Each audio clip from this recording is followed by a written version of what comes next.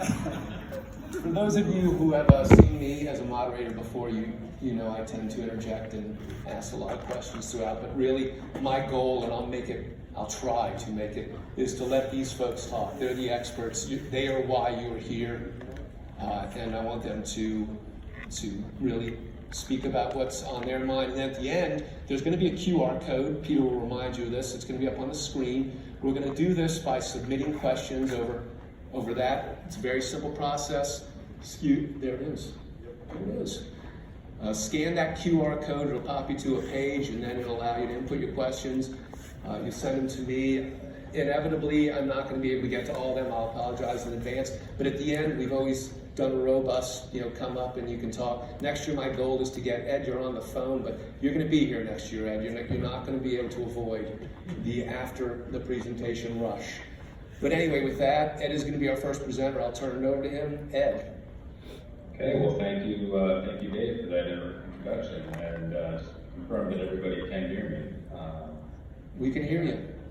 Fantastic. Well, thank you very much. Thank you, everyone, for letting me speak to you this afternoon about the Clean Air Act and what it says about tampering and aftermarket speed devices, what the EPA is doing about those. Like Dave said, my name is Ed Polshinsky. I'm an attorney with the EPA's Air Enforcement Division in our Vehicle and Engine Enforcement Branch. I do also serve as the National Coordinator for our Civil Aftermarket Enforcement Program. Being from the government, I have to put up a disclaimer at the start. The remarks I make today are my own, and they do not necessarily reflect the view of the United States, the Environmental Protection Agency, or any subcomponent thereof. So with that vote of confidence, if we could go to the next slide. What I want to talk about today is give a quick overview and history of the Federal Clean Air Act. I want to talk about EPA's National Compliance Initiative for stopping aftermarket defeat devices. And then I want to talk about EPA's tampering policy, what it says about how EPA is enforcing in this area, and what it might mean for members of industry, for people out there who want to avoid becoming the subject of enforcement action. Go to the next slide. The story at the federal level really begins with the Clean Air Act of 1970.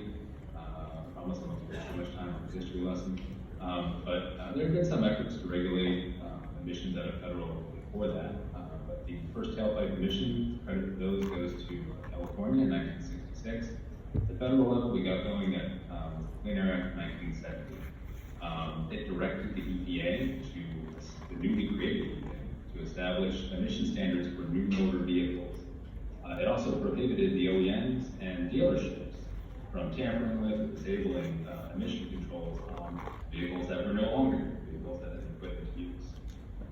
Recognizing that this tampering prohibition was creating a lot of questions for dealerships and for the aftermarket industry, in 1974, EPA issued its interim tampering policy, also known as Memorandum 1A, which established the principle that what EPA is concerned about is conduct that increases emissions or has an adverse impact on emissions, and where a person has a documented reasonable basis to conclude that their conduct is not going to increase emissions, EPA will typically decline to pursue enforcement for that conduct, regardless of whether it might be a technical violation of the Clean Air Act. In 1977, the Act was amended to extend that tampering prohibition, which previously had just been OEMs and dealerships. That was expanded out to cover professional mechanics and fleet owners. Let's go to the next slide. The Clean Air Act amendments in 1990 made sweeping changes to the Act for our purposes. It extended the tampering prohibition, formerly just for professionals. In 1990, that got expanded to cover everyone. Every person prohibited from tampering with motor vehicle emission controls. That includes individuals working on their own vehicles, everyone. Congress also added a new prohibition in 1990 against the manufacture and sale of so-called defeat devices. Congress was concerned that through the 70s and 80s, there were companies who were manufacturing products that were aimed at removing or defeating or circumventing emission controls, and EPA didn't have a good stop that conduct or control it. Before that, the government had to show that those companies were causing tampering on an individual end-user basis. Congress described that as indirect and cumbersome, and they added the prohibition against tweak devices so that the government could pursue those companies directly and try to curb that process for that. What did Congress have in mind? Well, in a Senate report, the Senate issues a report that went with the legislation. They told us that they were thinking of aftermarket exhaust systems that were designed to replace catalytic converters and computer chips, computer programs that were changing the air-fuel ratio in the combustion engine or otherwise impeding emission controls in hardware. Clean Air Act amendments also began the phase-in of the OBD system in motor vehicles, and for the first time they brought in non-road vehicle dimensions to regulation. So before this, it had just been motor vehicles, cars, trucks, the type you would see on the road, motorcycles. After 1990, Congress directed the EPA to begin studying and setting standards for non-road vehicles emissions.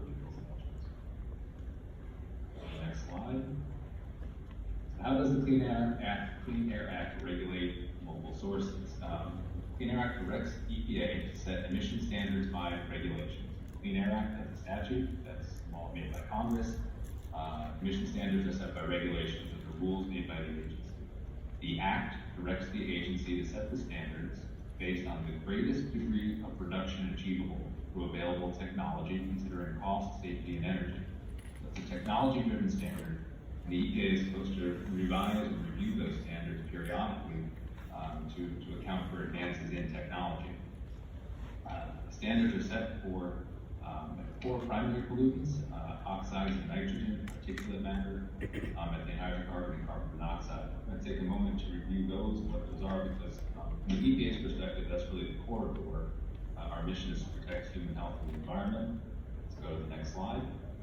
Slide 6. Oxides of nitrogen or NOx. It's created by fuel combustion at high temperatures. Basically, it causes respiratory disease. It can aggravate existing respiratory disease, contributes to the formation of ground-level ozone, particulate matter, and other forms of pollution. Non-methane hydrocarbons. This is just basically unburnt fuel, either through fuel combustion, rich, or through evaporation. It includes known carcinogens, other toxic substances, again, contributes to the formation of ground-level ozone. This ground-level ozone stuff is known to cause difficulty breathing, contributes to lung damage, it can cause crop damage, damage vegetation, and other unsavory things. Let's go to the next slide. Particulate matter, it's basically soot from combustion, from burning, can also be created indirectly in the atmosphere. Through chemical reactions, as pollution interacts with moisture, water vapor in the air. It's known to contribute to asthma or chronic bronchitis. It's been linked to cardiovascular disease. We're finding now that it can cross the blood-brain barrier. The brain is linked to certain cognitive dysfunction or cognitive impairments. We're also finding it can cross the placental barrier, so they're finding PM pollution in utero, babies, and certain outcomes in pregnancy. And then carbon monoxide, with that, body oxygen. These are the pollutants that EPA sets standards for, and that we're trying to Clean Air Act is trying to negative diseases. Let's go to the next slide. The Clean Air Act sets up a comprehensive program for local sources. It is based on pre-manufacturer design and review. OEMs determine which standards apply for their vehicles, typically apply on a model year basis, and they figure out how to meet those standards. They employ a variety of ingenious devices or design elements that ensure that the vehicle that they build, the vehicle or engine, is going to conform to the appropriate standards. They build a prototype, they run testing on that prototype, they put all that in an application to the EPA, and the EPA will review it, and the EPA agrees to issue a certificate of conformity for that design. We do this every model. And then all new production vehicles have to match the certified design. That's on the front end. On the back end, the Clean Air Act prohibits people from tampering with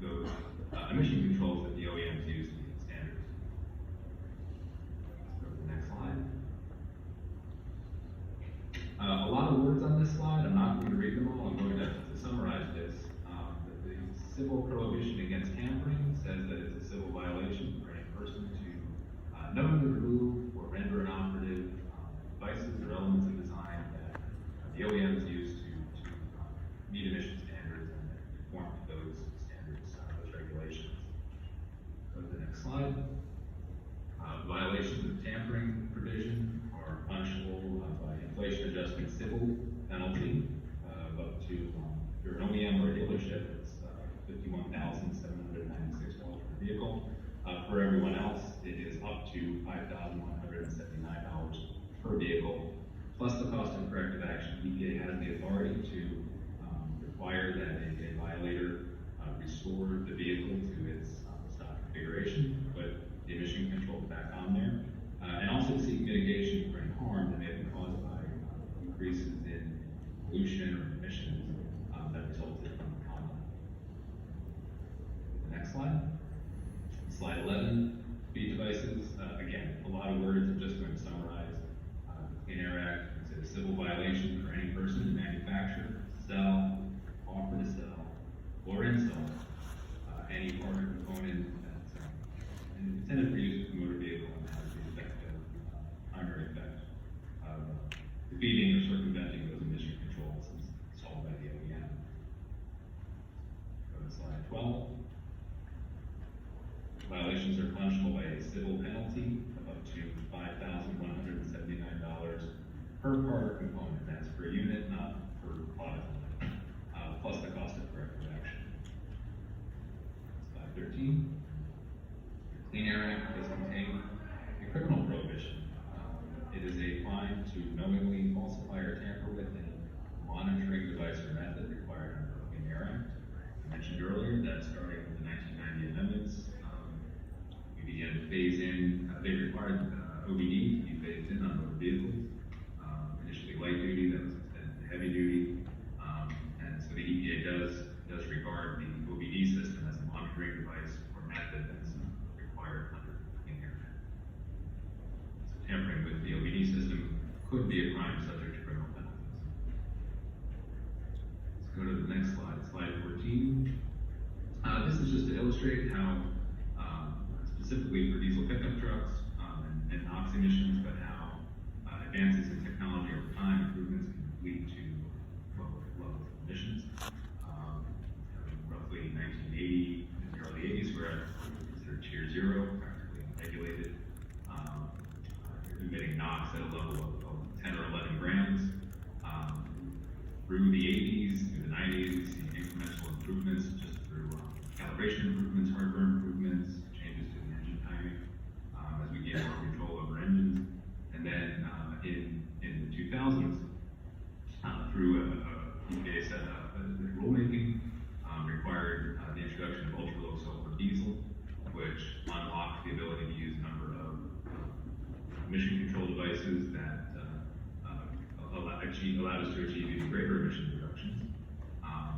Oxidation catalysts, these particulate filters, SCR system, later EGR systems, and OBD began to be introduced. So I don't know, have you seen the little animation on this slide? If not, please click again. Get that truck to slide. Hope you're all seeing that. Real proud of it. Real proud of it. I'm embarrassed to tell you how many hours. If we go to the next slide, the impact of tampering, if we remove all of those devices, change all the calibrations and fueling, we take our modern truck, which is emitting at a standard 0.2 grams NOx, back up to essentially a tier 0 truck, emitting again at 10, 11 or higher gram range. Next slide. This is just to show that local source emissions, they add up. All those little tailpipes, they have a big cumulative impact in any given year. Local source emissions make up more than half of the total NOx emissions in the country. Let's go to slide 17. So in 2019, EPA announced that stopping aftermarket speed devices for vehicles and engines would be a national compliance initiative in our 2020 to 2023 cycle. Sort of self-explanatory. It is a compliance initiative focused on stopping the manufacture, sale, and installation of speed devices for vehicle and engines, both on-road motor vehicles as well as non-motor vehicles and engines. All of my remarks are mostly focused on motor vehicles, but all of this apply with equal force to the non-US sector as well. Let's go to the next slide. The NCI builds on over a decade of enforcement presence in this area. Since 2014, we've resolved over 146 cases, addressed over 1.3 million defeat device violations. Anecdotally, I'm pleased to say today, I think it's word is getting out about the prohibitions, about what the law requires, and I think we are seeing increased levels of compliance across the industry, and that's a good thing. Let's go to the next slide. Slide 19. In 2020, along with the rollout of the NCI, EPA issued an updated civil enforcement policy on tampering. This was to update and replace the 1974 interim tampering policy, number 1A, interim for 50 years. The tampering policy, like number 1A, it is a enforcement discretion policy. Its purpose is to provide direction to EPA personnel regarding how they exercise enforcement discretion in investigation and pursuit of civil enforcement for tampering and defeat device violation of the Clean Air Act. It is also to provide information to the industry, to the aftermarket parts industry, on how EPA is enforcing this area, what we are looking for, and hopefully give information on how to avoid becoming the subject of enforcement action. Next slide. Tampering policy is not a rule. The policy creates no obligations on regulated parties. You cannot get in trouble for violating the tampering policy. You get in trouble for violating the Clean Air Act that was enacted by Congress, not the policy. Policy is not a parts certification program. It is not pre-approved parts under tampering policy. It's not an interpretation of what is legal and what is not. Part of the principle is that conduct may very well be illegal under the strict terms of the Act, but EPA will decline to take enforcement regardless. And it's not a guide to every possible situation. When evaluating a potential case, EPA will consider all available information, all the facts and circumstances, and each case on its own merits. Next slide. The fundamental principle or policy at the center of the tampering policy has not changed since 1974. EPA remains concerned about conduct that has an adverse impact on emissions. We're worried about conduct that increases emissions, where a person engaged in conduct has a documented reasonable basis to conclude that their conduct is not going to increase emissions. EPA will typically decline to pursue enforcement. Caveat: policy statement does not necessarily apply to conduct affecting the OBD system that may be subject to enforcement, regardless of the impact on emissions. Let's go to the next slide. Slide 22. Policy outlines a number of reasonable bases that EPA has identified through the years. I'm just going to touch on a few of these. Reasonable basis A, probably the most common, people might not even think about it, but I described earlier that the Clean Air Act's approach to regulating vehicles and engines is based on pre-sale, pre-manufactured design, and prototype testing. If conduct at issue does not change that OEM original EPA certified configuration, then that's a basis to conclude that you're not going to have an impact on emissions one way or another. If the conduct doesn't change that configuration, then presumably it's going to remain continue to emit at the certified levels. Reasonable basis F at the very bottom. Aftermarket parts exempted by the California Air Resources Board. Again, I think this is probably familiar to most people in the audience, but EPA has a very long-standing policy that if a part or product is covered by a CARB Executive Order, a CARB, that is a basis to presume that it will not have an adverse impact on emissions, that it's not going to increase emissions, and EPA will typically decline to pursue investigation or enforcement for those parts or products. Even understanding that, California may allow some wiggle room on emissions, may allow certain modifications to the OBD to accommodate those. By CARB, EPA typically does not pursue, does not go further with that. Subject, of course, to all of the conditions placed by CARB. If the product is being sold under the cover of an EO that's not quite named for, obviously that would change the situation. If the product has an EO, but it's being bundled with other other devices, again, that might change the analysis a little bit.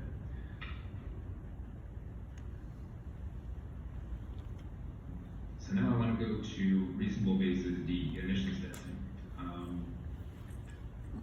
Sounds self-explanatory. If the concern is does conduct have an adverse impact on emissions? If you have emissions testing, after the conduct to show that the emissions haven't been increased, they haven't gotten worse, they have a reasonable basis. Right? You have emissions testing shows, hey, no increasing emissions. Let's go to the next slide. Actually, let's go to the next slide, slide 24. A few notes here on this. The emissions testing that we're looking for, that's described under the policy, what we're looking for is emissions testing of the same type and quality that was done by the OEM to obtain certification.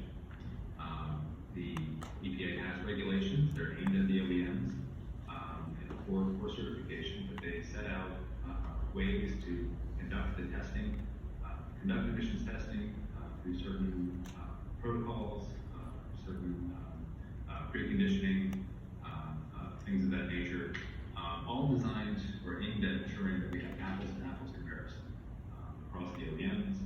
We're getting consistent results from different engines to assess whether or not they are meeting the federal standard.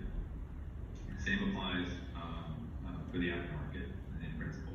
What we want are apples-to-apples comparisons so that we can see is the conduct at issue is the modified design emitting at the same levels roughly as the OEM certified design. Or if the emissions been adversely impacted, we want an apples-to-apples comparison. Emission testing can be done by a third party or a third party lab. You don't have to do it yourself, but it is important to check whether that lab is familiar with EPA's testing regulations, with what EPA requires. It is not just putting the vehicle on a dyno and a gas outlet. There's more to it, and so it's important to know that if you're seeking out a lab and you're doing testing, that they are able, they have the knowledge and the ability to perform this type of testing. It's important now to note that EPA does not endorse or certify any test lab or facility. Federal ethics rules prevent the EPA from endorsing or certifying a test lab or facility. So there is a buyer beware element here. Be sure to do your homework in this area before committing to the not insignificant expense of undergoing this type of emission testing. Modified vehicles should perform identically both on and off tests. Don't be Volkswagen. Don't do that. Be able to take a data view if you're trying to cheat the test. And modified vehicles should have, if you're doing testing, the testing should represent all the modifications at issue or that you want to get approval for. If you test a tuner on a vehicle that has the stock hardware set up, that's great. You have test results that tell us how that tune is performing on the stock hardware setup. If you then subsequently add an upgraded turbocharger and cold air intake and maybe some other hardware changes, that testing might not represent that new configuration. If you change the configuration in a meaningful way, it might mean the test results don't translate. Let's go to the next slide. Reasonable bases are illustrative, but not exhaustive. There may be other ways of demonstrating no increase in emissions. Best practices, identify and document your reasonable basis before you act. If you are a manufacturer, establish and document your reasonable basis, do the emissions testing, go for the CARB, do your engineering analysis, whatever it might be, and do that before you begin acting, and get that in a file, get that written down. Better yet, put it on the internet, put it someplace where members of the public can see who might have a question of whether whether your product is going to be okay, whether they're going to get in trouble if they are using your product. Make it easy for them to see that you've got a reasonable basis. Make it easy for the EPA. If we have questions, if we can find that documentation, you may never hear from us. We might not need to ask for it. We can get it readily. If you're not a manufacturer, if you are downstream, you distribute, resell, or install at shop level, remember that liability under the Act can attach everywhere along the chain. The Act prohibits the manufacturing and the sale and the installation of devices. Protect yourself. Ask the manufacturer or your supplier what the reasonable basis is, to conclude that this isn't going to increase emissions, just in case the EPA ever comes knocking. Go to the next slide. All of my remarks have been directed at the Federal Clean Air Act. It's important to note that states cannot enforce the federal act in this area. There are other programs and environmental programs where states have delegated authority from the government, from the federal government, not here. Only the EPA and the United States Department of Justice can enforce the Clean Air Act's prohibitions against tampering or defeat devices. However, many states have their own laws, their own complementary laws. They may overlap or go beyond what the federal act requires. And many states do have laws that prohibit tampering, prohibit the operation of tampered vehicles on the streets, or prohibit the sale of vehicles that have been tampered. So when you're thinking about compliance, don't just think about the federal act. Also, be aware of whatever your local jurisdiction might require. So next slide. That concludes my prepared remarks. Appreciate you all for your attention, and I look forward to listening to Robin and Peter and answer your questions. Thank you. Thank you, Ed. And we've already gotten several questions. We will wait till the end, but I will take the moderator's prerogative. I got to ask you a question, Ed. This is sort of annoying me because one, you're not here, but this is about as full a room as we've ever had for this presentation. And I think it's indicative of, and thank you for what you said about your sense that there's a desire to comply and the industry wants to know what it needs to do. And I'll go beyond that. The EPA's goal is compliance and clean air. Our members' goal is certainty. And 3 times in your slides as well as what you said, and I quote, you said, if you have a documented reasonable basis, so you have what you think would be okay, that's certainty. Then you said, typically, we decline enforcement. I don't feel comfortable with that. That says to me, do the right thing, and maybe, if I'm talking to my kids, don't punch your sister. Maybe you won't get in trouble. Where's the line? Can you give me a hypothetical where someone has a documented reasonable basis and the government, in fact, does pursue enforcement?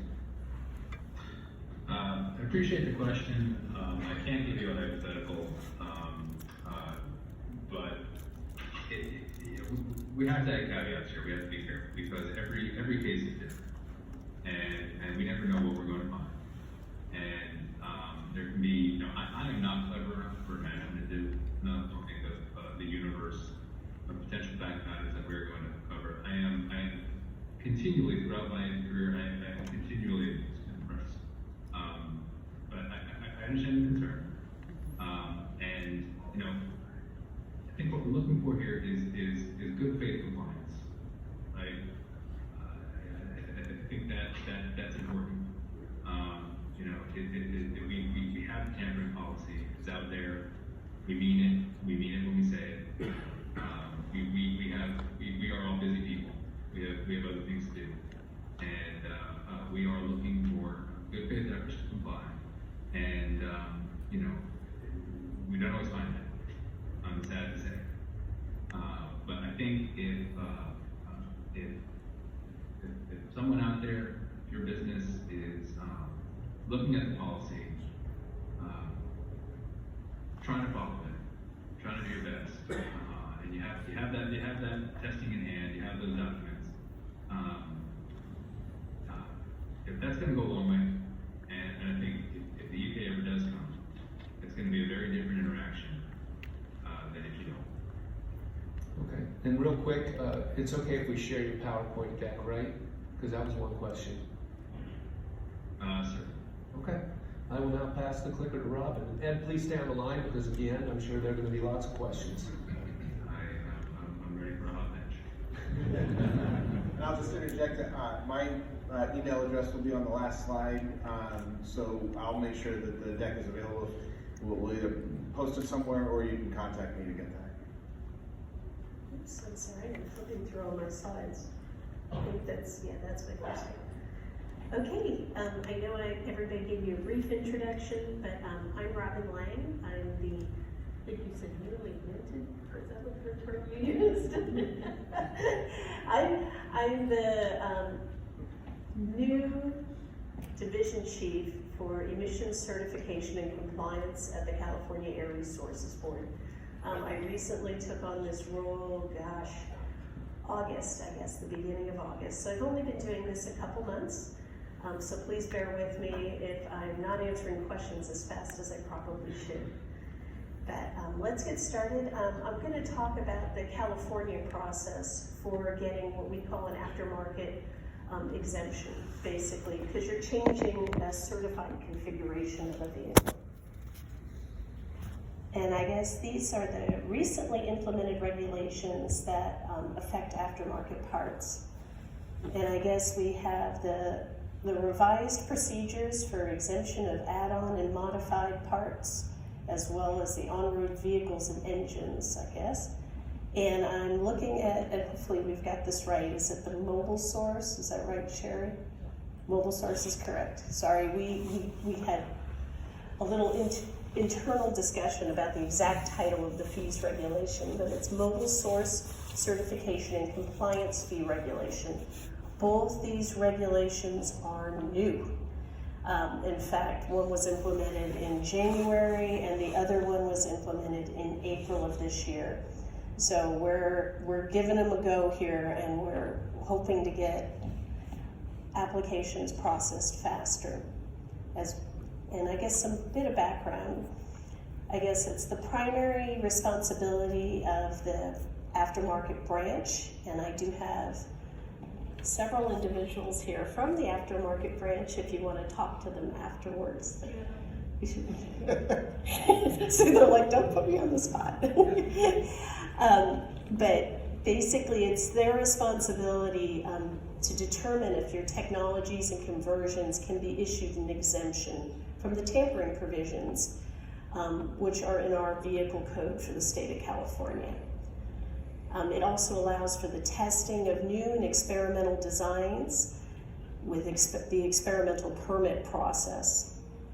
And the categories that this includes, there's a whole bunch of them, so I'll read through them here, are general aftermarket parts for both on and off-road applications, a verification program for diesels, a large spark-ignited verification, hybrid EV, alt-fuel conversions, engine changes, motorcycles, three-way catalysts, aftermarket DPFs, and as I mentioned before, experimental permits. There.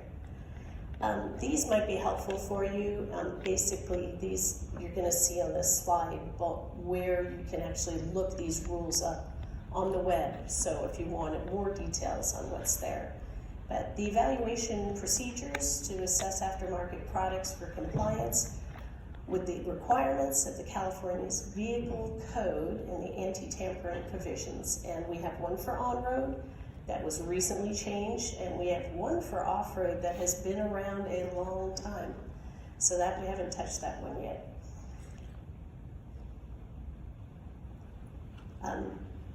The on-road provision was revised July of 2020, And it was 30 years since that the original aftermarket procedure was documented. So this was a big change for us. It had been a while.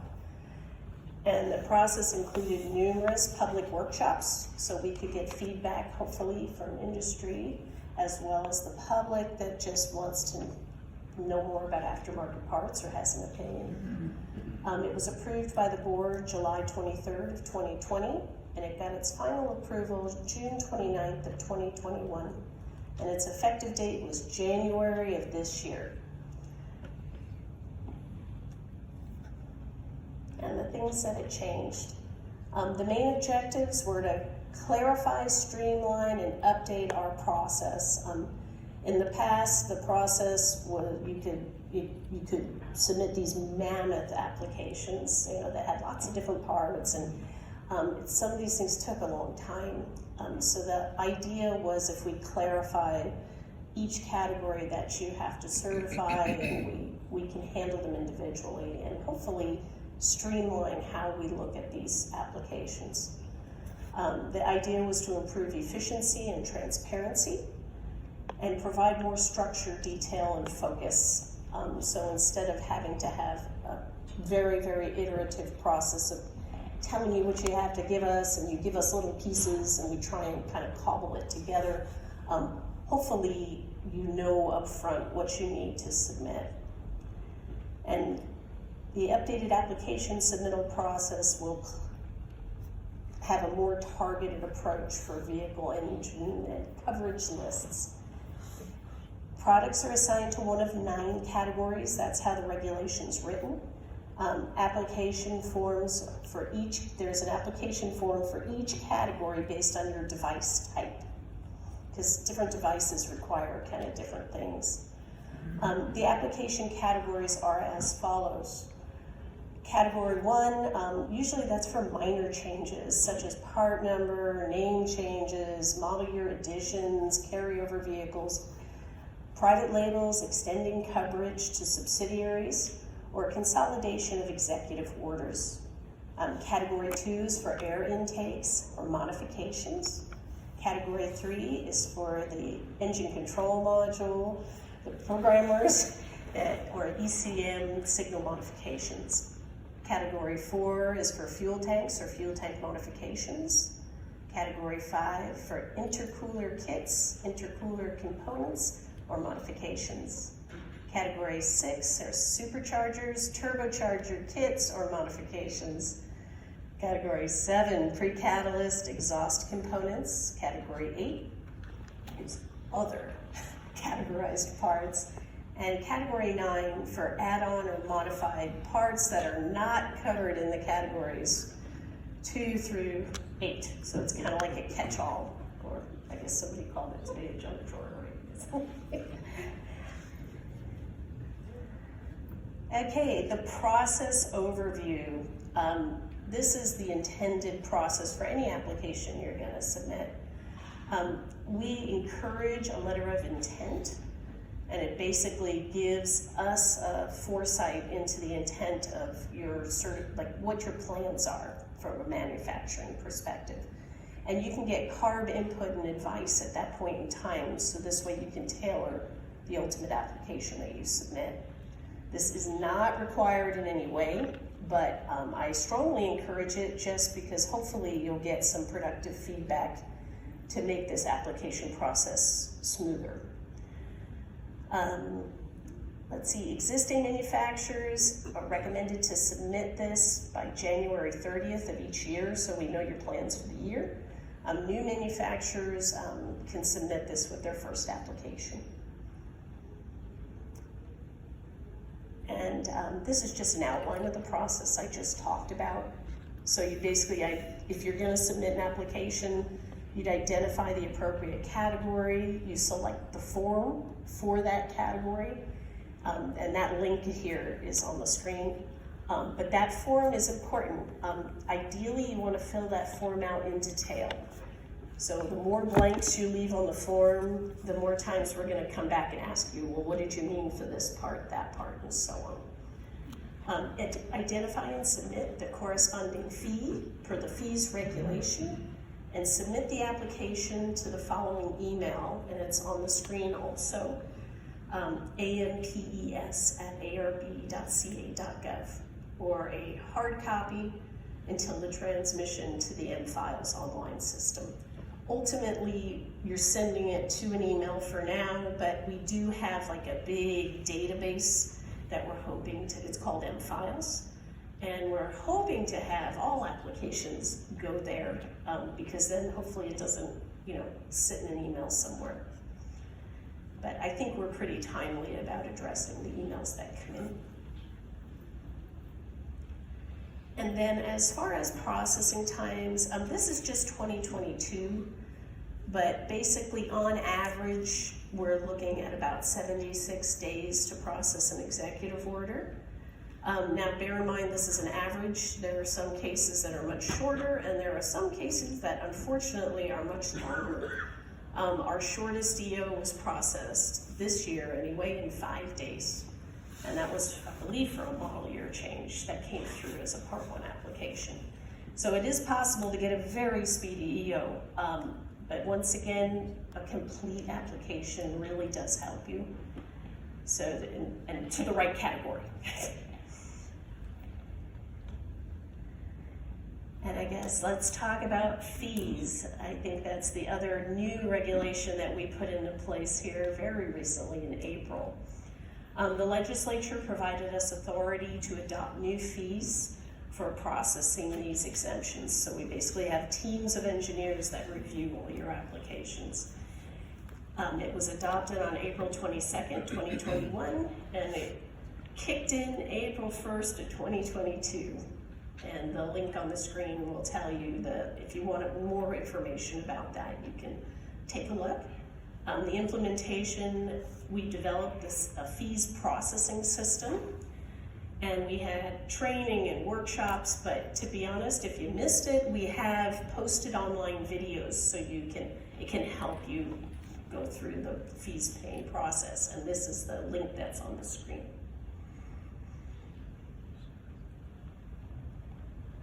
There. I wanted to kind of map it out because I'm a visual person. So this is basically what I've said, but kind of step by step. In order to pay a fee, you need a CARB customer account.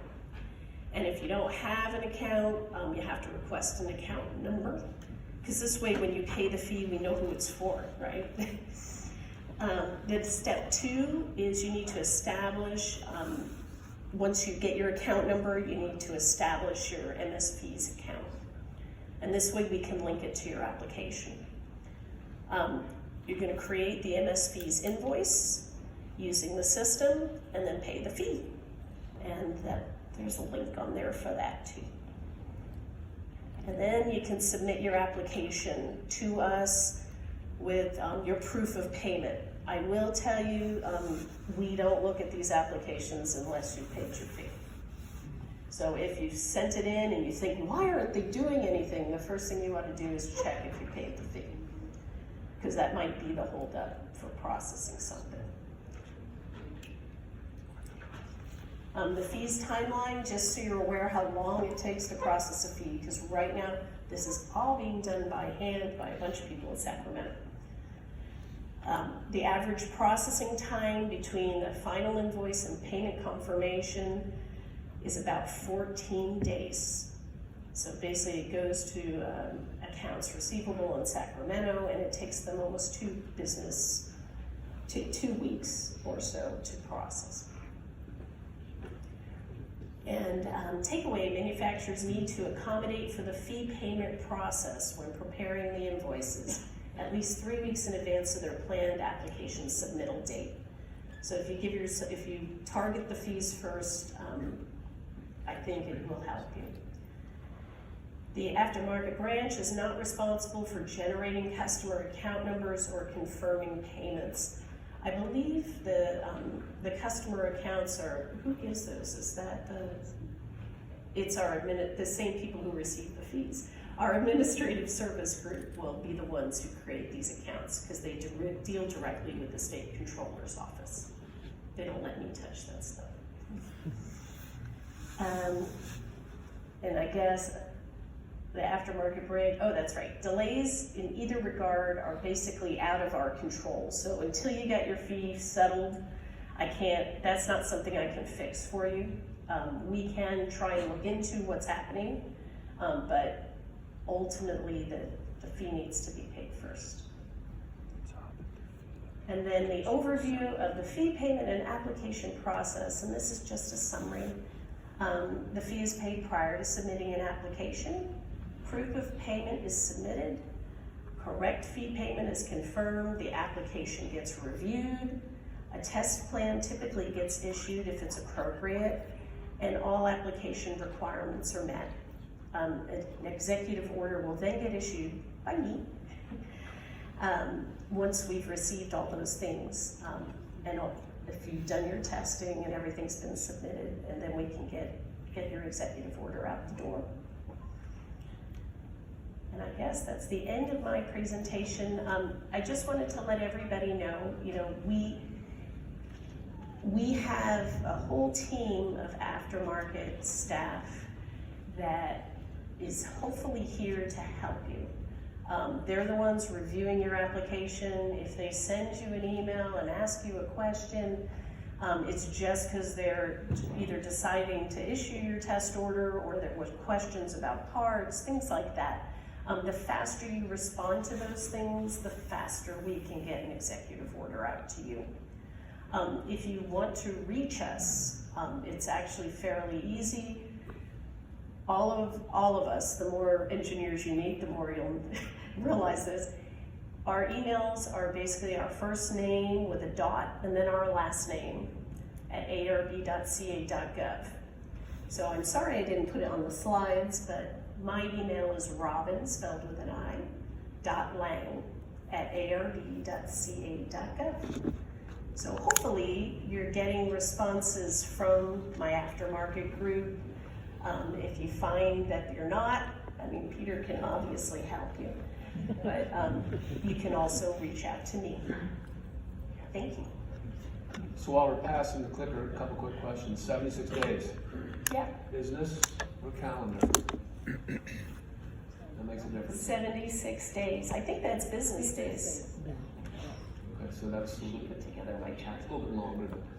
That's, and quick question, so they understand. First off, there was a question. CARB does not approve or certify labs, but it doesn't recognize them. But what is the likelihood that a non-recognized lab's test results could be used for CARB? I think they have to be on the list, right, Sherry? We do have a lab that we recommend that we conduct testing before we put the name of the lab on the list. We'll conduct our internal evaluation, including SEMA lab. We'll make sure that we view their QC data and all the data, and then we put them on the list. Yeah, and we do audit laboratories. But again, I understand that, and you do have your list. But is it possible that an EO would be issued based on information provided by a lab not on that list? I don't think so. Jackie's nodding her head over there. She needs a speaker. No, I don't need a speaker. She's on vacation. Yeah. Basically, yes, it's possible, but staff would have to be doing two things. One, looking at the part and checking and verifying that it meets all the requirements, and then really checking on the lab.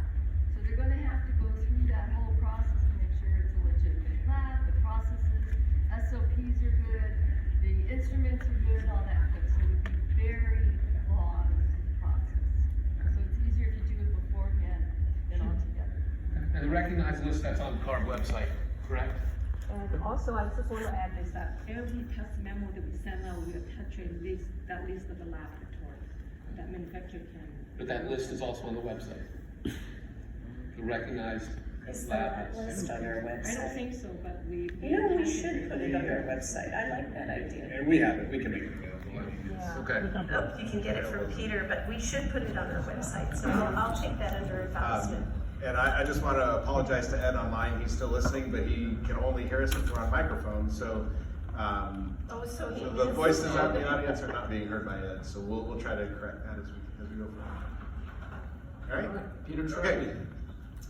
So, I really want to say, first of all, thanks to Ed for kind of giving a little bit of background on the history of emissions compliance. And this goes all the way back. Our industry, as aftermarket manufacturers and aftermarket products, has been regulated from very early on. So there's really, what we're dealing with here, this is not new.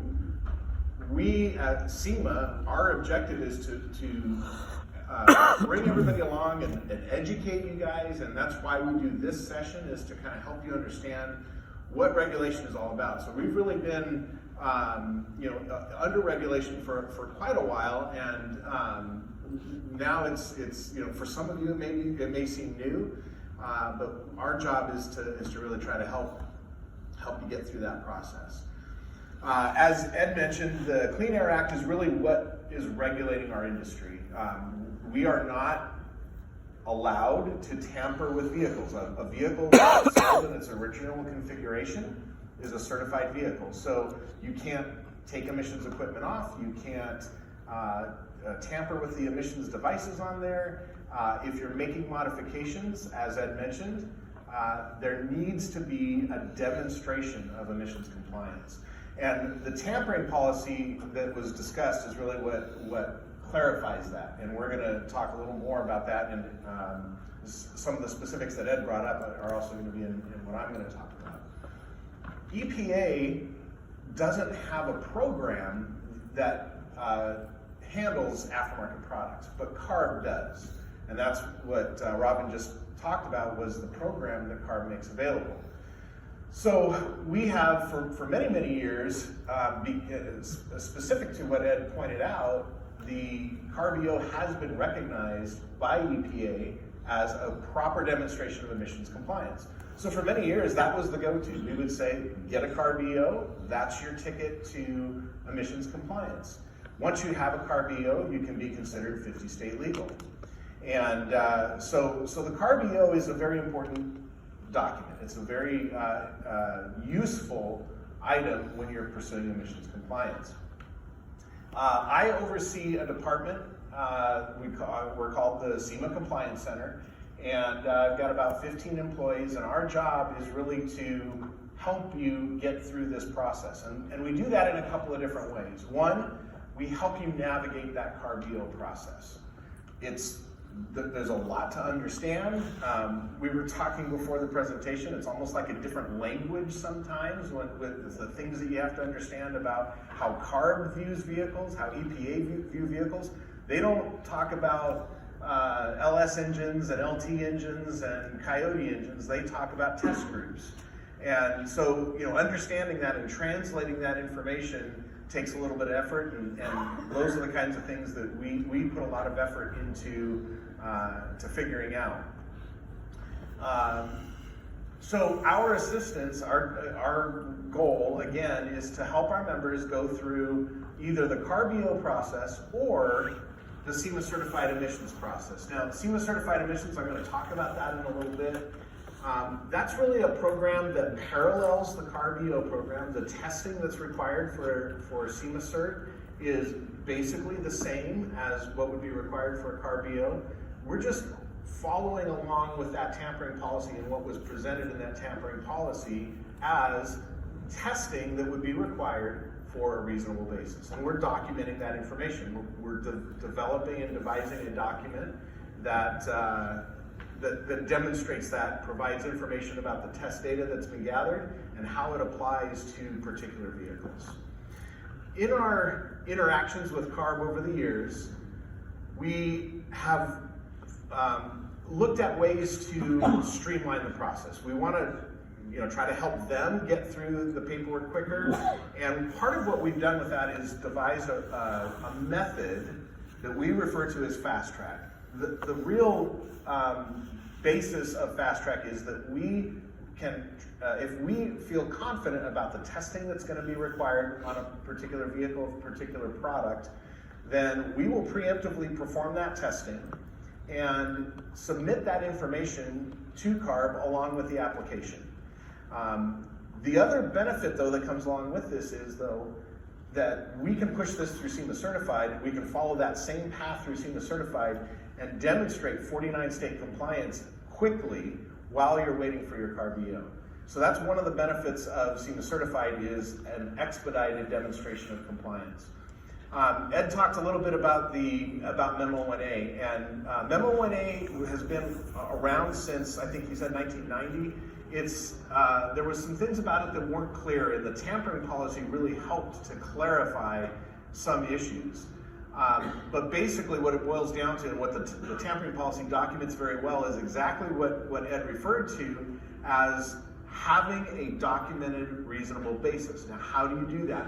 He put a number of different options on the screen, and the one that we focus in on is letter D that's in that policy, which says if you've done testing that follows the same format as the OEM test format, this is what we're skilled at, this is what we do every day, this is what CARB requires, so that format of testing is what we know how to do. If you follow that format, then that will stand as a reasonable basis, or a demonstration of a reasonable basis. So that aspect, that portion of the tampering policy is what our SEMA Certified program is really based on. So SEMA Certified is designed specifically around that language, around that tampering policy language. Again, our testing requirements are basically going to be the same as what's required for a CARB EO. In fact, our objective in many cases is to take that test data and push it through the CARB EO process as a fast track.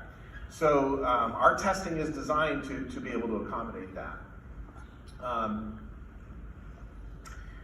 There's a few benefits that we've recognized as we've rolled this program out, is that SEMA Certified provides an accelerated path to compliance. It gives you the confidence that you need to be able to sell in 49 states prior to having a CARB EO. In order to sell your product in California, you got to have the EO. That's known and that's a given. But this documentation will allow you to have confidence to sell in 49 states.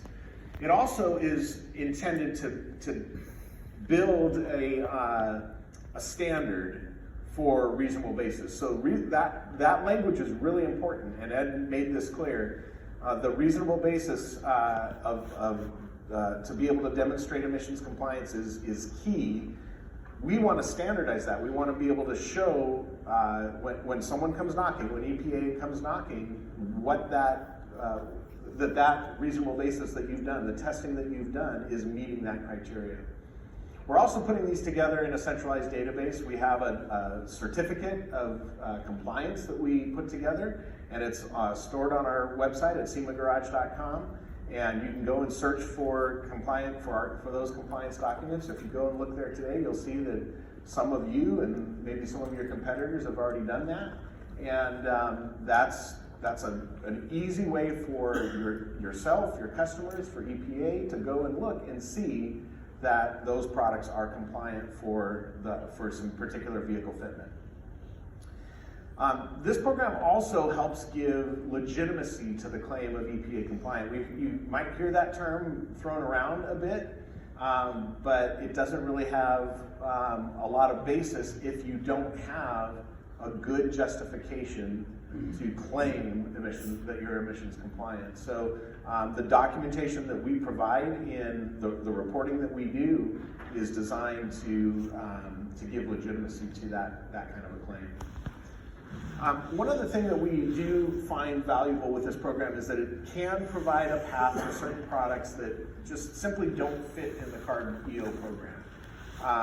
And we're working through this, and we do want to see a path for certain product types to get through the CARB EO program eventually. That takes place through communication that I have with CARB on a regular basis.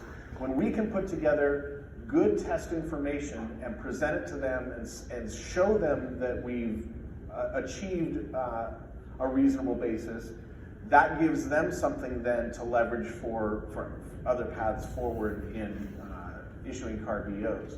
So that's really our goal. CARB is never going to offer alternative test methods on their own. That's just nothing. That's not something that they can really do.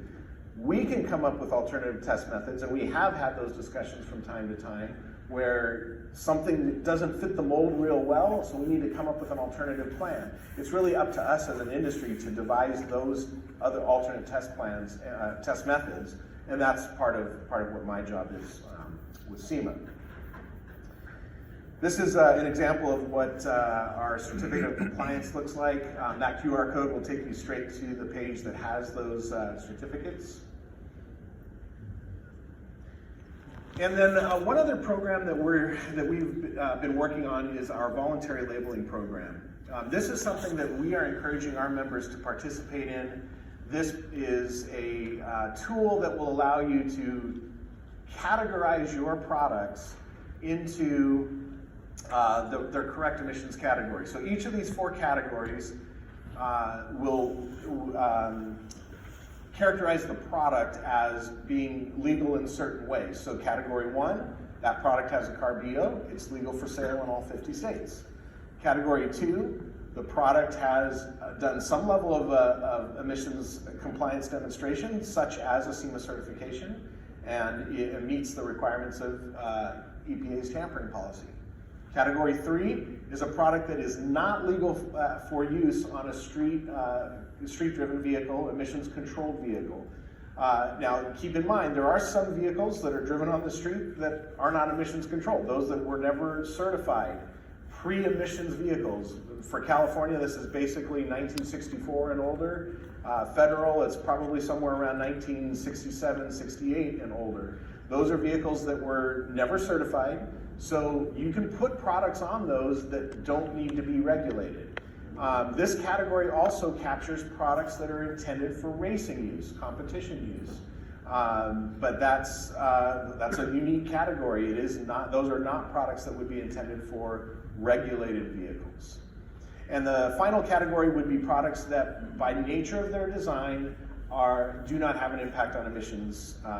And those certain products that would fall into that category would be things like drop-in air filters, possibly other replacement parts. Replacement parts are their own category of product that are functionally identical, but those would fit into this category. This labeling system, by the way, aligns with the emissions codes that are in our SEMA data, electronic cataloging, and with the AutoCare system, coding system. So these align with those. If you're familiar with those, if you're participating in any of the digital cataloging, this would align with those codes that you would use. We've thrown a lot of information at you. We're going to do some Q&A now, but if you need more assistance from us, from SEMA, please don't hesitate to reach out. We're here. We want to inform you about SEMA Certified. We want to help you through the CARB process.